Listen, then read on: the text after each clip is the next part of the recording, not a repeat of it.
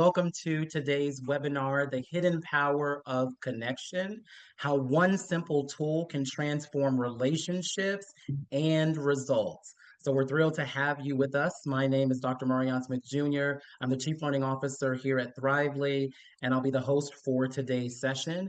Before we dive in and I introduce our special guest, I'd like to set the stage and go over a few details so that we can ensure that we have a real smooth and effective webinar session. And so as you are all logging in, I'm going to ask you to do three things. I'm going to invite you to do three things. One is in the chat, your name, where you're joining us from, and then I invite you to take a look at all of the visuals on your screen and choose one number that you feel represents how you may be feeling and functioning right now. And so let's take about 60 to 90 seconds there just to flood our chat with your name, where you are joining us from today, and the number of the visual that you say, I think this represents how I may be feeling and functioning right now. So it's great to see so many different people joining us today. And so, Kathleen, I would say that, well, I'm going to model this for everyone. So once again, Dr. Marion Smith Jr., I'm joining you all from Prince George's County, Maryland. And I would say I'm a number 9 right now because of all of the work that our Thrively team has focused on over the course of the summer, listening to the feedback from educators this past school year, and using that feedback to create and update new resources. And we're excited to get those in the hands of educators for the new school year. And so what's your number, Kathleen?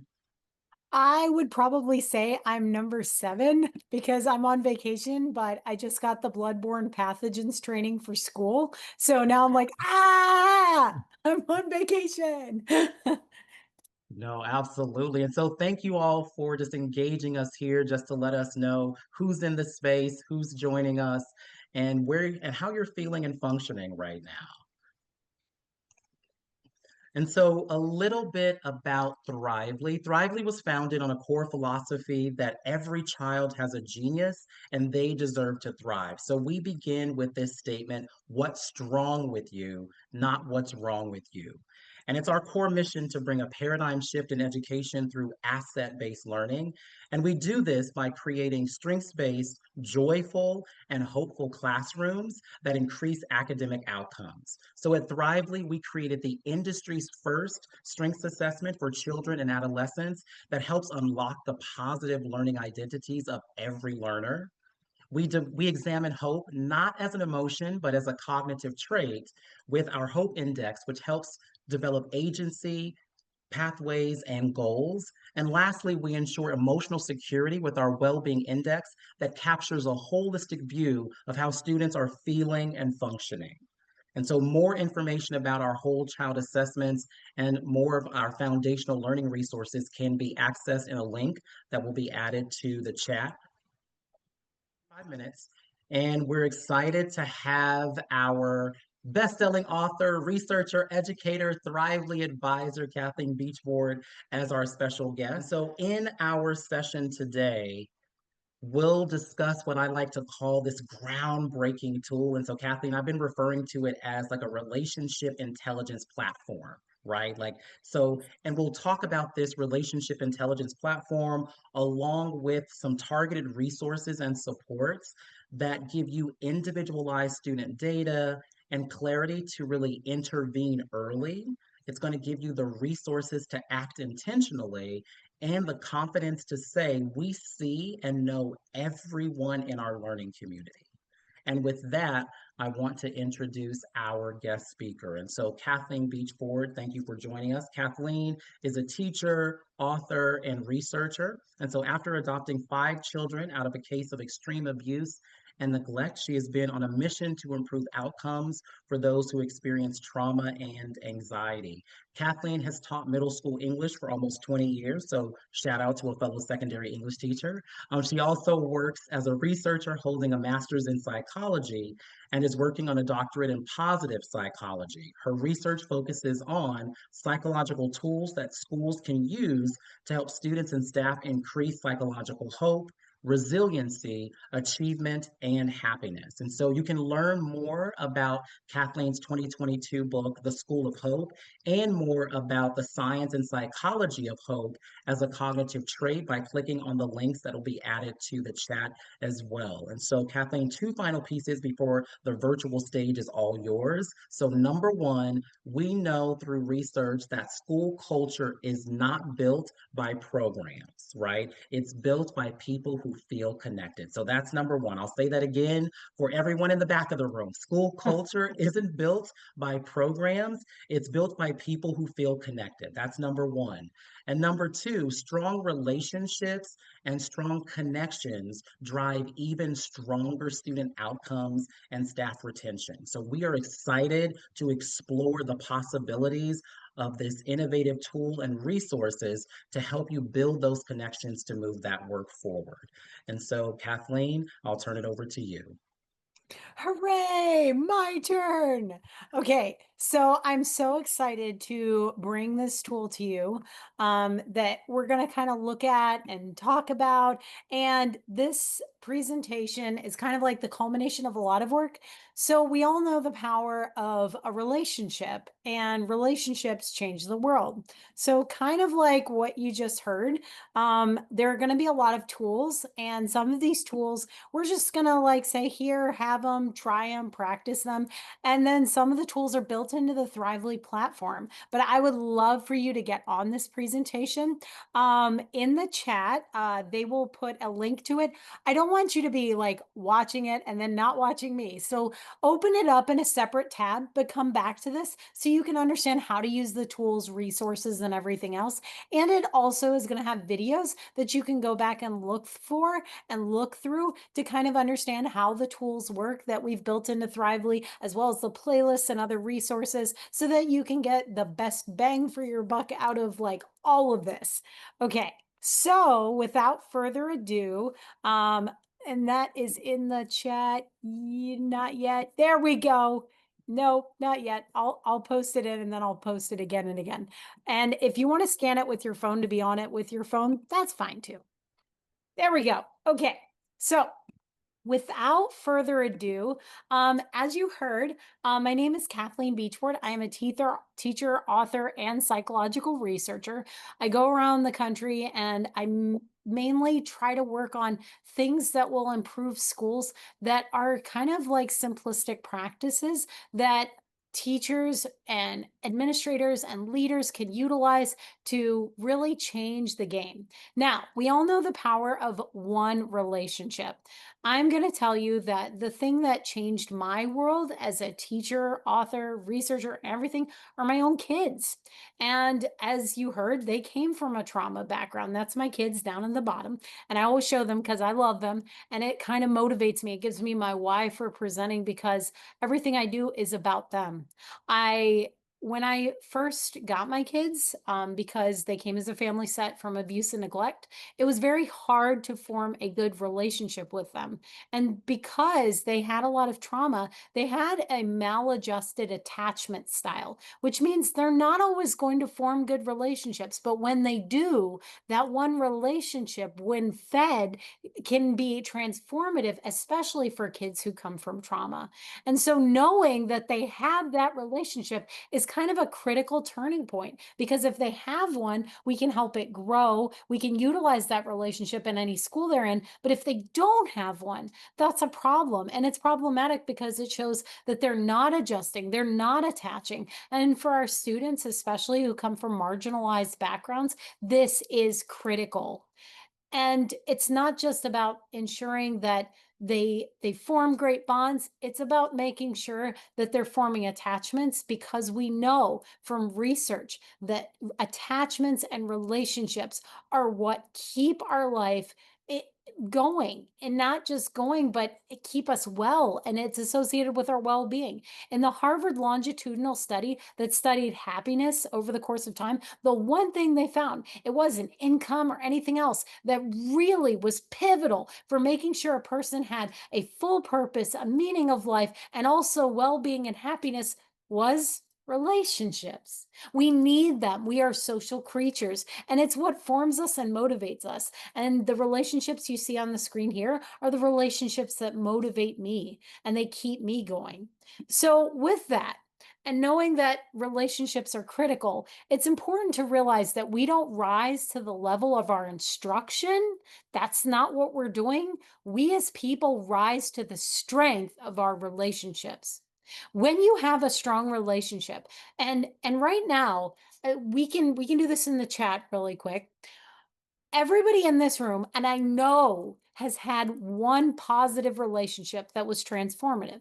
But here's the thing, in that relationship, would you, okay, if you have this relationship with this other person who transformed your life, how hard are you willing to work for someone you have a good relationship with? How much are you willing to do on a scale of 1 to 10? Just put your number in the chat. 1 meaning not a lot, 10 being the most. So, one of your most positive relationships, what's your number? Let's take a look at that. So in the chat, look at this. We're seeing all tens. And see, this is common knowledge. For like right now, one of my most pivotal relationships is with my husband. He's a great person. And here's the thing, for him, I would do anything.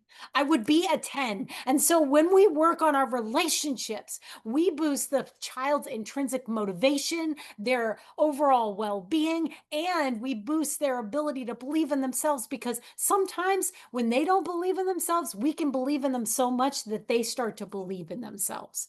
And that's critical. So now that we've seen the tens, what's your biggest relationship building challenge that you seem to face in the first month of school? So I want you to think, it's first month, and that's coming up for some of you. Some of you may have already started. In the chat, I want you to list what's your biggest relationship challenge. Maybe it's learning names. Maybe it's like you have 120 students like I do, and you feel like it's really hard to get that one-on-one attention. I just want you to list what is that challenge. Put it in the chat right now. I'll give you a kind of a couple of minutes to put in what is your big problem that you have or relate with forming those relationships in the first month. All right. Establishing trust, not having enough time. That's a big one. And that was one that's kind of like what we're getting to with this tool, especially time. Yes. Communication, yeah, having the end time. Once again, look, time. Yes, you have them once a week and you're trying to learn their names, especially with PE. That's a lot. So here's the thing. I hear teachers saying over and over again, because you can see it in the chat, a lot of it is time, communication, trust, trying to build in the trust, again, the time factor. So here's the thing. We can't do everything all the time, but if we work on relationships consistently, and we measure them, we can ensure that over the course of time, we are putting our effort into the one thing that matters most. All of you said you would do a 10 for the person you have that good relationship with. Well, if that's the case, then it's important that we strive and take the time to form those relationships. Whether you're a PE teacher and you see those kids once a week, you need to know which kids do you still need to form that relationship with, or whether you're another teacher who has 120 kids during the day and you see all these kids, but you don't sit and think cognitively, wait, who are the kids that I have a great relationship with? And some you think you do just because they're turning in their work and they're interacting with you, but that's not necessarily the case. So, we're going to break it down in terms of social psychology to help you face those challenges that you said you had, whether it's time, whether it's trust. Maybe you see the kids once a week, and that's what this tool is going to do for you. So, ultimately, let's look at the research because you heard at the beginning of this that relationships, we know the power of a relationship, but I want you to see the science. And the science that I'm going to show you, I have a one pager. You can literally click on it, read all of the articles on your own. But what we know is that belonging, when you feel like someone cares for you and they are putting you first and they're investing in you, you will invest in your environment and what you're doing. Just like you said, when you feel like you have that strong relationship, you want to give back. It's a natural reciprocal condition that people have developed over the course of being in groups for centuries. We know that when we feel like we're part of a group, we want to help the group. We want to help the group leader. We want to help the person we have the relationship with in the group. And so, because of that, when you look at the research I'm going to show you on the next slide, what you're going to see is that connection drives these 5 things. One, motivation. You all already said it. You were at a 10. You're going to see the studies that prove that in schools.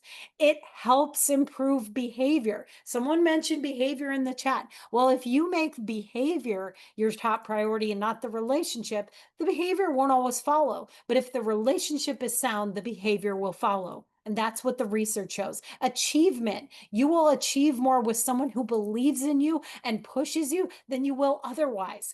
It is good for our mental health. When we feel belonging in a place, we want to be in that place. And last, not only this, but when you have better relationships with your students, that helps with teacher retention because one, it protects you from burnout because you're forming better belonging for yourself in your own environment. And then two, it also helps you because you feel more energized going into the building because you've built a strong foundation where you can truly connect with another person. And it doesn't matter if that person is 6 or whether they're 18. Those students that we have, they're people, and we're growing people. We're not just making robots and academic achievement.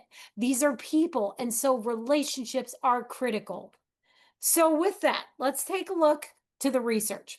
So right here, you'll see that I have taken research studies, and all of these research studies are within the past 10 years. And not only have they been peer reviewed, but they've also been shown to be replicated multiple times. I took the original study as opposed to like the 2025 replication of the study. I took whoever originally did the study and I put it here. So you can quickly go through. And if someone asks, why do I really need to work on relationships? Here's the scientific proof that this matters most over and over and over again in schools. Because if we don't have good relationships, that causes problems. But what's really interesting is the expectation we put into our relationships dictates how well our students will do. And there's a study that's on there, and it's a really interesting study where essentially they had 2 teachers, and these 2 teachers had identical students. However, they told one teacher they were getting this beautiful, gifted, intelligent class. All the kids in there are gifted. And here's the secret. They weren't. They were just normal students like the other class, but they wanted to see what would happen when you change the teacher's belief in their students to form more positive relationships. You know what happened? At the end of the year, that teacher who had that class that was supposedly gifted, they did 10 to 15% better, depending on the child, 10 at the least, 15 at the most, than the other class.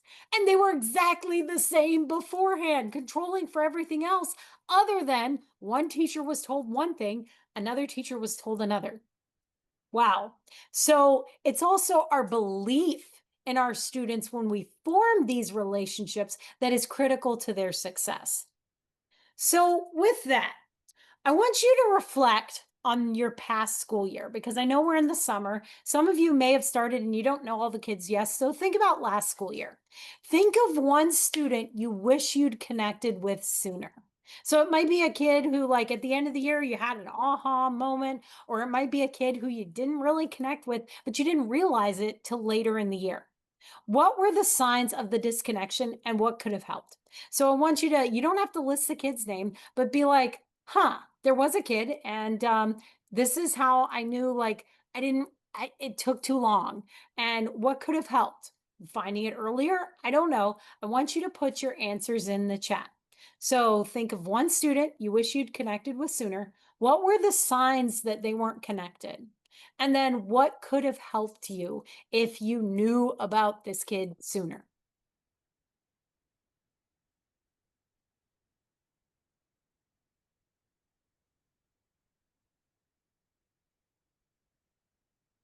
Oh, lots. I think it's we wait for them to add there. I would say take going back to my time in the classroom, Kathleen, it was avoidance, right? Like avoiding me or not engaging in conversations or being very short in their responses with me, right? And so I think that's one behavioral um s space that I noticed, right? Like I was very mindful of that. Yep, resisting interaction. That was another one we got in there. Or maybe you see the kid and they come to class and they're not really a behavior issue because you have students who show up every day and like the PE teacher in here. Maybe the kid runs and does everything they're supposed to do, but they're doing everything right. So no relationship really forms because a lot of those kids who are doing everything right, sometimes that's their form of avoidance. Behaviors Mhm. increase dramatically. Yeah, sometimes it's a slow burn. And then when we see that, there's no motivation. Lots of silliness, distracting the group.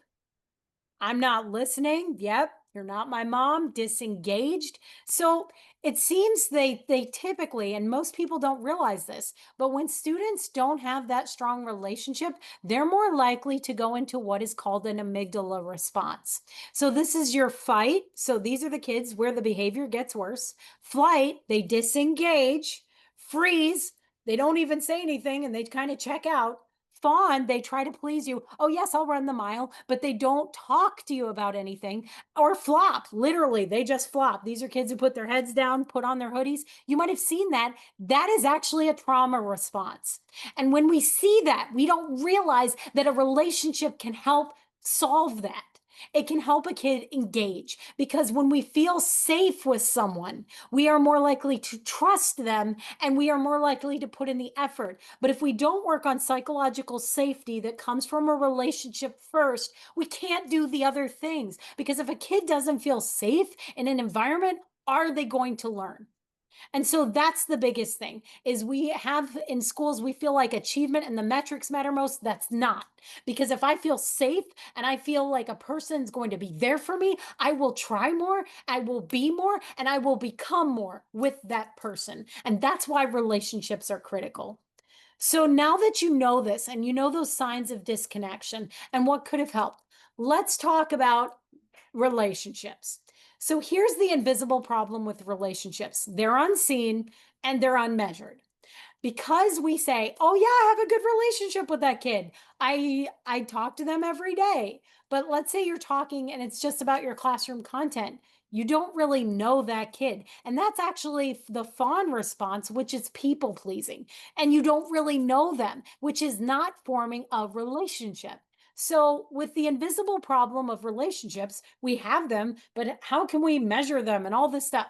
We have a solution. We have made relationships visible, actionable, and trackable by doing those three things because we can't see what we don't know is a problem. And by making the unseen seen, those that kid who you said, "Oh, they became an issue later." We are allowing you to see the issue before it becomes an issue.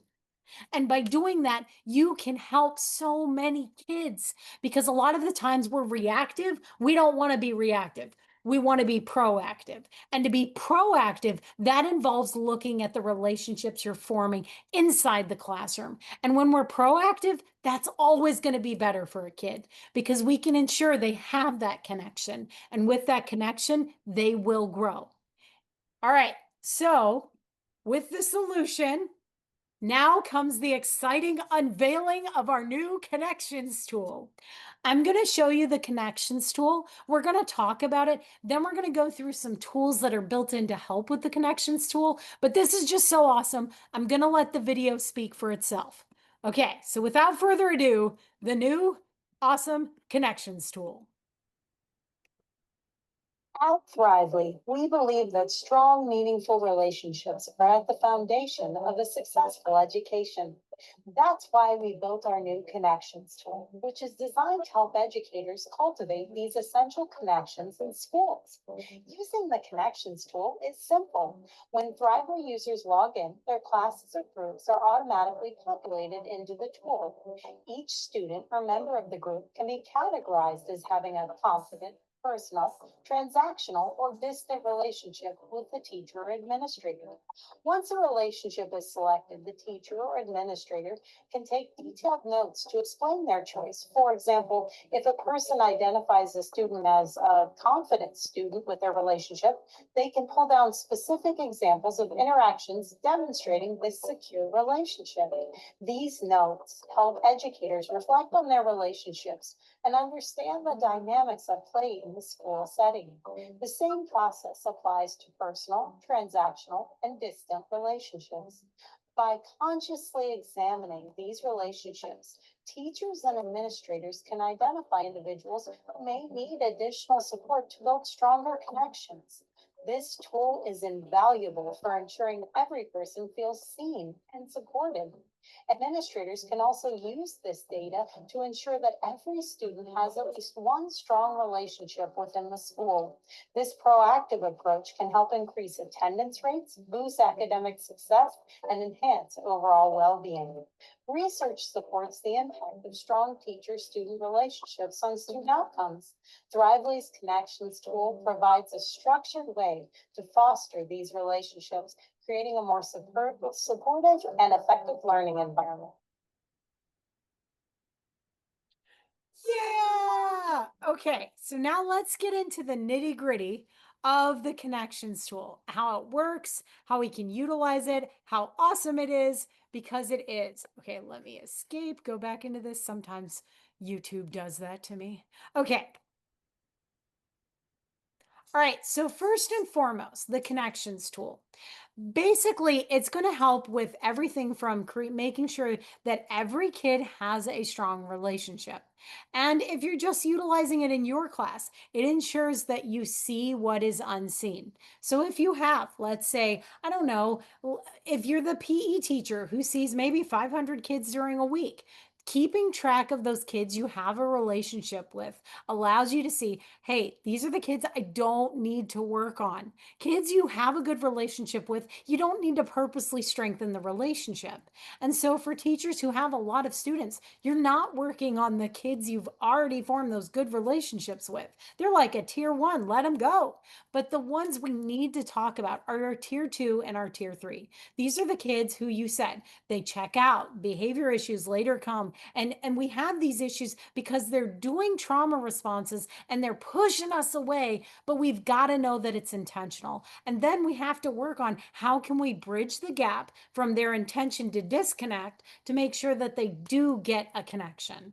So with that, we know that from our founding of this tool and then utilizing it with schools before we even built it in the platform itself, that we found that the districts that moved over 30% of staff and students from distant to personal connections, they did it within 2 months of knowing that it is a thing. And absenteeism, that's the biggest thing, dropped significantly. Because guess what? If someone cares about you and has a relationship with you, you're more likely to show up because you care about that relationship.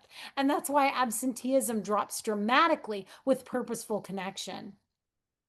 So with the new connections tool, here's how it works. So you saw in the video that there is distant, personal, transactional, and distant.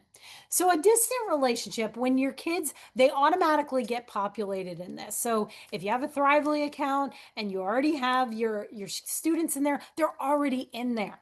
And all you have to do is you pull up the connections tool, they're going to be on the side. Your job is as you form relationships, and this doesn't necessarily have to be done in one day, but as you say, oh, I have a relationship with this kid, you move them to the area where they belong. Distant means that you don't know anything about the kid. Maybe they show up to class, they do their work, and they go home. That's distant. Transactional means that they participate in class, like I'll raise my hand, I'll answer a question, but you don't know anything about me as a student. And that's not bad, but it's also not good because that's a people pleasing response, which we already went through, which is the fawn response. So, personal and having a confident relationship, those are the two relationships we want to have. Either one is good according to research. So, a personal relationship means that you know 3 things about a student that they have willingly told you. So that and outside of school, not like, oh, that kid, he's really great at grammar and you teach English. That's not knowing anything about the kid. We're talking about information about their lives.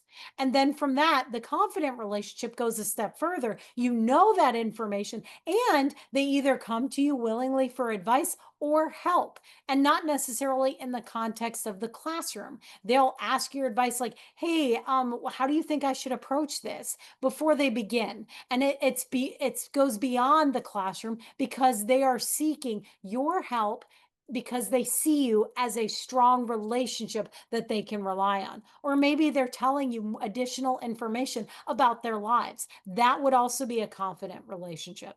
And it's measurable. So, with this, by putting our students inside of a measurable connections tool, it allows us to see where the gaps are.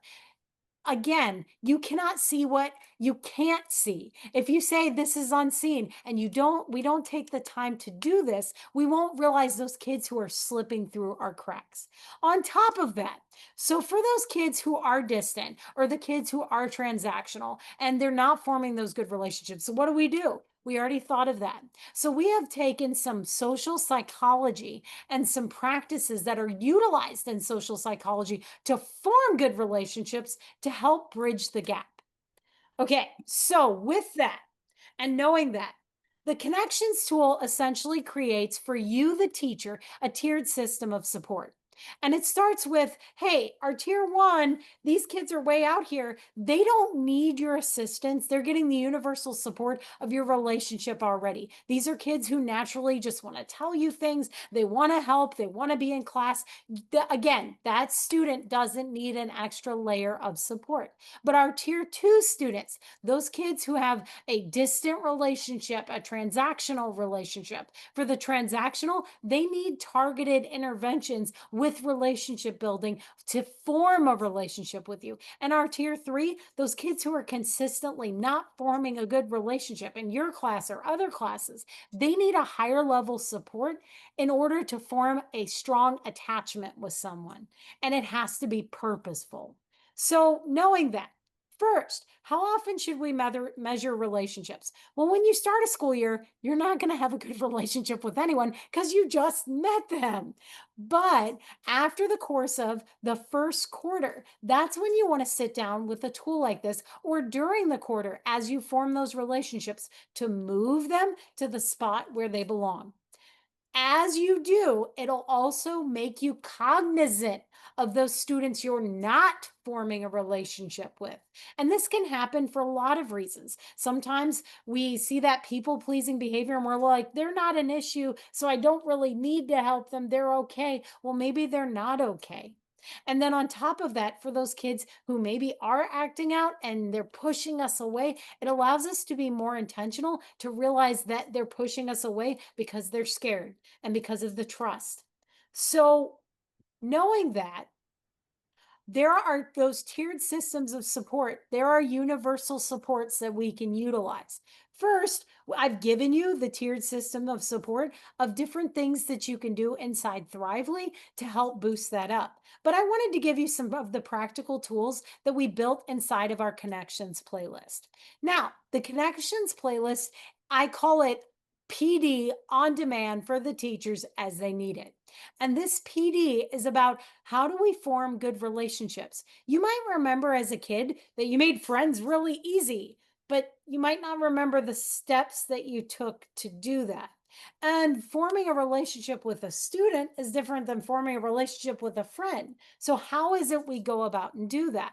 Well, the playlists that we have here, I'm going to show a quick video. It's going to be an overview of the playlist. And then I'm going to give you a few of the strategies that are built into the playlist that go more in depth, obviously, through the PD. But so you can see that this playlist is on demand professional development that will guide you through how we form transformative relationships. Oh, it went to the end. There we go. Introducing our new playlist, Connections, Tools and Strategies for Strong Relationships. This essential series, crafted with our Connections tool in mind, is made for administrators, teachers, and school staff. It features quick tools and strategies to enhance the quality of relationships with students in and outside the classroom. Discover practical techniques for effective communication, empathy, and trust building. Each bite-sized lesson equips you with actionable insights to foster a positive, supportive environment, how to manage classroom behavior and behaviors outside the classroom with empathy. And it shows how to create meaningful connections, transform your relationships, and elevate student engagement with these impactful strategies today. All right, so let's get into some of those impactful strategies. I call this like a bite size of the professional development that's built in there. I'm going to go over some of these actionable strategies that are built into the playlist. They have more tools and more information inside of the playlist, but I wanted you to see them. Some you may know and some you may not know. So some of those tools featured in the playlist. One of the first ones is the 2x10. Then from there, the one word check, postcard from future self, and then last but not least, in case you're really struggling with a kid, the in a million words or less. All right, so let's go to the first one, the oldie but a goodie, the 2x10 strategy. So let's say you have a student and you're not forming good relationships, or you're like that PE teacher who has 500 kids during the week, and you're like, I don't have time for this. Yes, you do. This is a simplistic strategy that was developed by social psychologists to help in the workplace to form good relationships with colleagues. It works the same for students. Here's how it works. For 2 minutes a day, for 10 days in a row, you are going to go up to that student and you're going to utilize this strategy. 2 minutes isn't that long. Most of you have class with these students for 45, 50 minutes, maybe even 90 minutes, and you can do more than one student during a class period. So here's how it works. You go up to the student if you're utilizing the 2x10, and on the first day, you're gonna ask them a question. Don't ask them a question about school, but it's going to be about their life. However, you'll notice that there are certain prompts, and we're giving you these prompts today so you can kind of look at them. There's more to this. Once again, it's in the playlist, but I want you to understand the social psychology behind it. So you can't go up to a kid on that first day and say, when is the last time you cried? They're not going to answer that. Why? Because that is a tier 4 question. So questions in social psychology, we have a way of working with each other to form a relationship. We start with what are called nondescript questions. Nondescript means you're not really investing in much. It's a superficial question. And we build by answering the questions and forming relationships to a higher level questioning where you might actually answer, well, when's the last time you cried? The social psychologists who actually did this experiment with questions did this with speed daters. And what's interesting is, so they took 12 speed daters over the course of time, and they gave them this leveled set of questions where they sat across from each other and they answered these questions. What they found is 10 of those 12 of the original couples, they actually ended up married. And so this question set, you can even Google search it afterwards, especially if you're like, I'm looking for a great relationship. It's called 36 questions to fall in love. And there's science behind it because we as people, we don't open up right away. It has to happen over the course of time, which is also why this is over 10 days and not 2 times 1 day. So for your 2 minutes, you're going to go up and you're going to ask a low level question that doesn't have the student invest much. Like, hey, what's your favorite thing to do with your free time outside of school? And the list of the questions is on this guide that you see down here.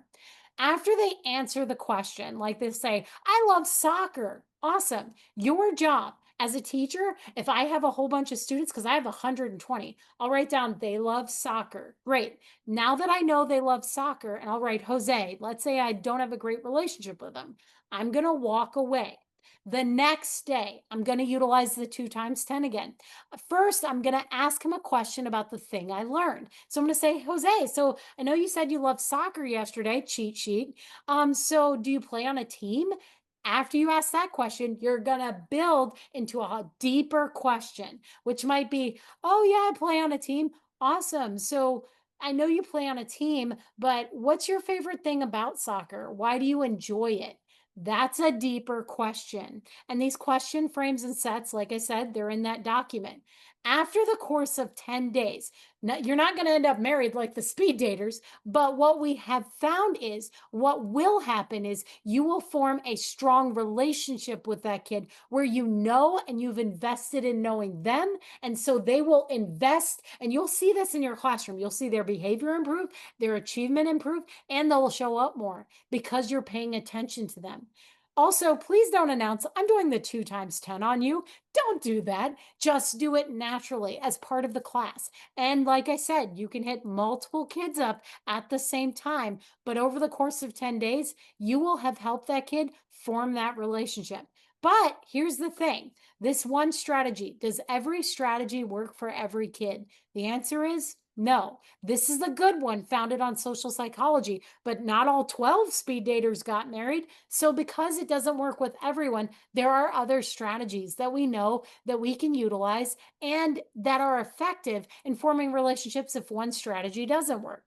So another one of the strategies featured and focused on inside our playlist is the one-word check-in. Now you saw at the beginning, there was a check-in that was utilized. However, let's talk about how to utilize it a little better. So first thing is, I want you to quickly gauge the emotional tone of the room. And the way we do this to form a relationship is we build in psychological safety. I like to use my sheep scale because it's my favorite thing. But the first thing is, I wouldn't say, hey, I want you guys to tell me what number you are. The first thing I'm going to do is I'm going to ask you a question. If this is a classroom, like, hey, what's one thing you're looking forward to today? I want you to answer it to someone else and they'll answer it. And then, hey, I want you to choose your sheep number. Why is this important? For 2 reasons. One, a student at first, especially if they have a low level connection with you and relationship, they're not going to answer it honestly. If I asked you and we didn't have a good relationship, or if any of you have ever taught middle school and you say, hey, how are you feeling? The kid's always going to say, fine, good. And that's not how they're doing. So the first thing is we create psychological safety. And with the one word check-in, it starts off by asking a question that symbolizes that you and the other person are similar. So I might say, hey, guys, what's your favorite food that you're hoping to have this week for dinner? And everybody answers it. Then after I answer it and you answer it, that signals to your amygdala that, hey, I'm a safe person because I eat like you. We're similar. And then I'm going to ask you what sheep number you are. The reason why this works is 1, it creates psychological safety. And then 2, by answering questions about how we're similar, it makes a child realize that they can form a bond with you based off of commonalities. So you might ask, hey, what's your favorite thing to eat? What's your favorite thing to look forward to? What's your favorite sport or activity? By asking those questions and having people answer, even if they're different, it reminds them you're a person too. And then have them answer what sheep number you are. Or there are other SEL check-ins. You can see that, hey, at the beginning of this, we saw an awesome one with gifts and everything else. You can make your own, but it's important that you start with a commonality and then you have them answer this. Over the course of time, it'll help people build connections based off of things they love.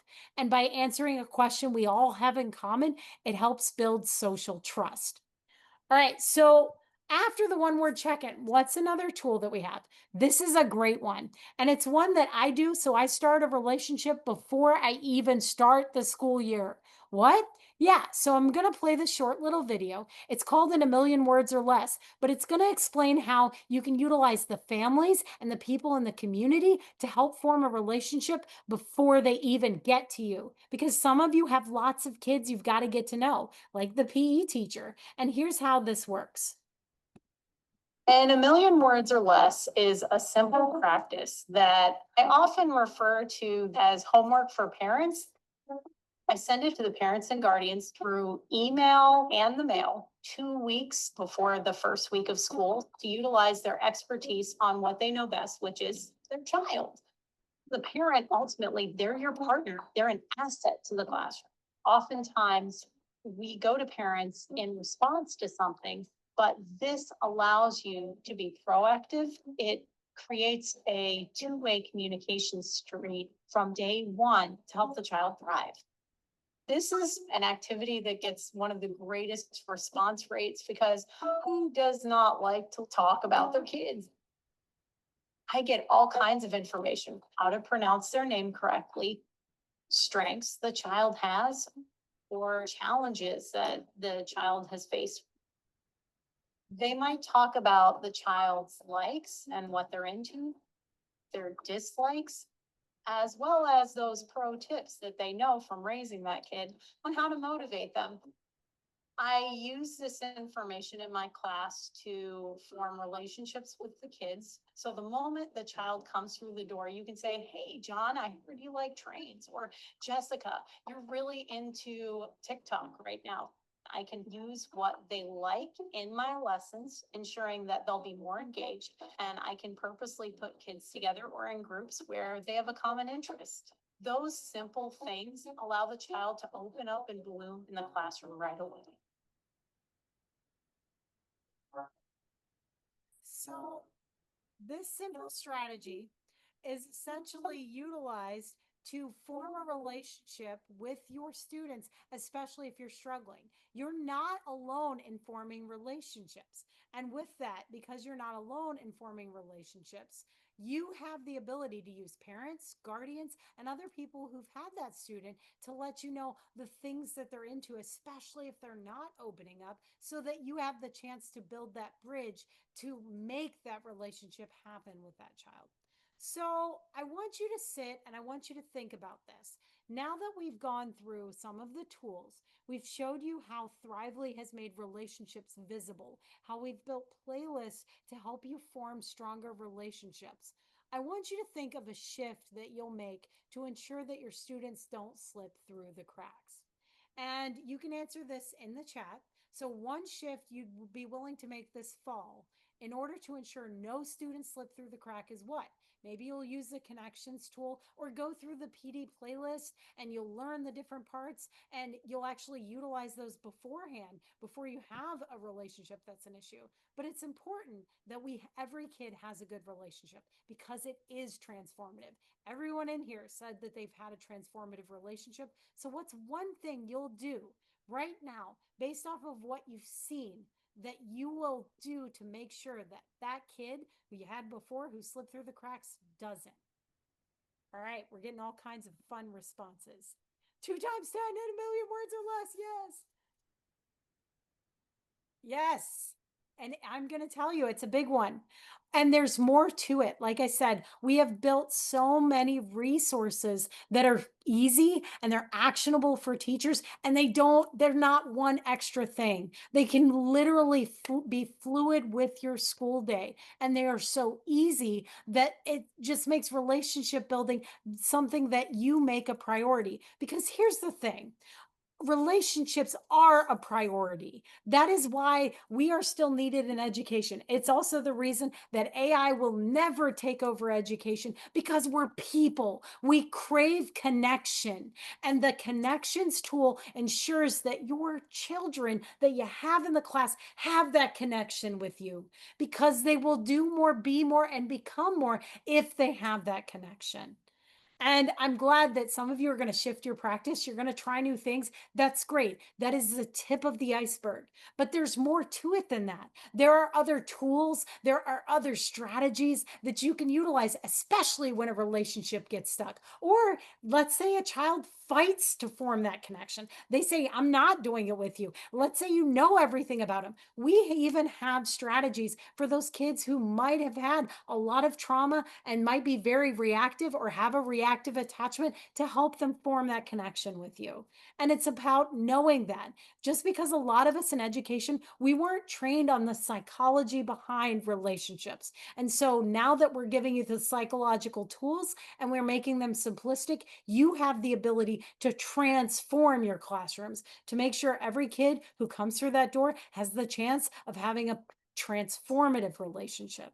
So now that you have seen this, we've talked about it, I want to just like look at this because this is kind of like a giveaway quote that I want you to remember. In a world that measures everything, remember the most powerful metric is whether a student knows they matter. And the way they know they matter is when you form a connection with them.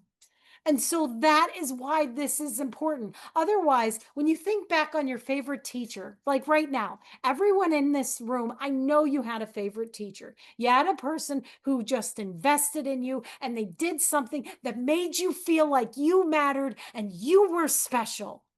And so here's the thing. If somebody did that for you, it's time for you to do it for someone else. Because when we make people feel like they matter and they're special, they will rise to the achievement levels that we set for them.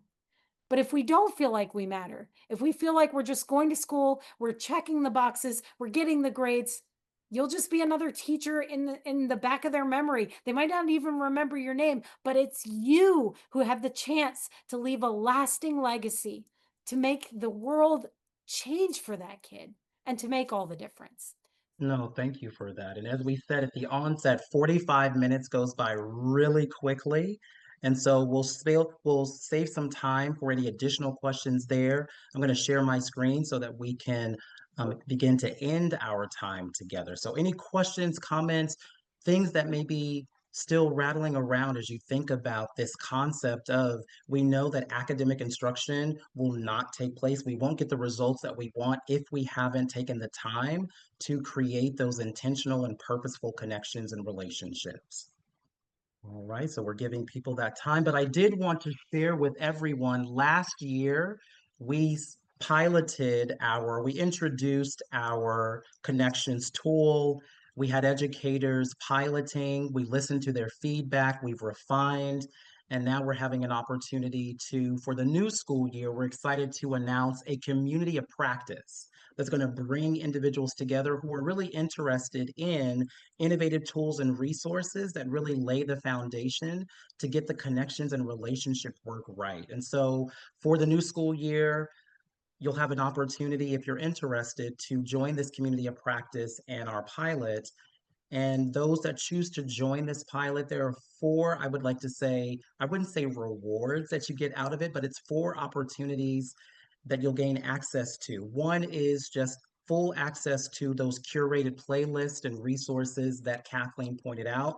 She only touched the tip of the iceberg with what is available. So you'll have access to all of those curated playlists and resources, and you'll have an assigned Thrively team member to work alongside you to identify what works well for you in your particular context.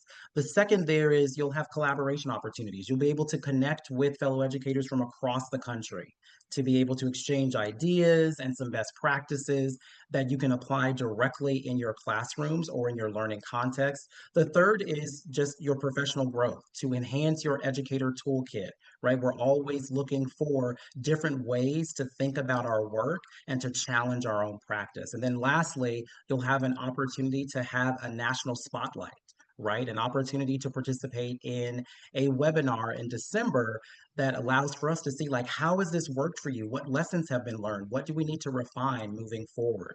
And so if anyone is listening and you are interested in learning more about the community of practice, or if you want to be a part of that, feel free to email me directly at marion@thrively.com. My email will also be placed in the chat for you. We're excited about bringing together a cadre, a community of practitioners ready to lean into the power of connection and relationships.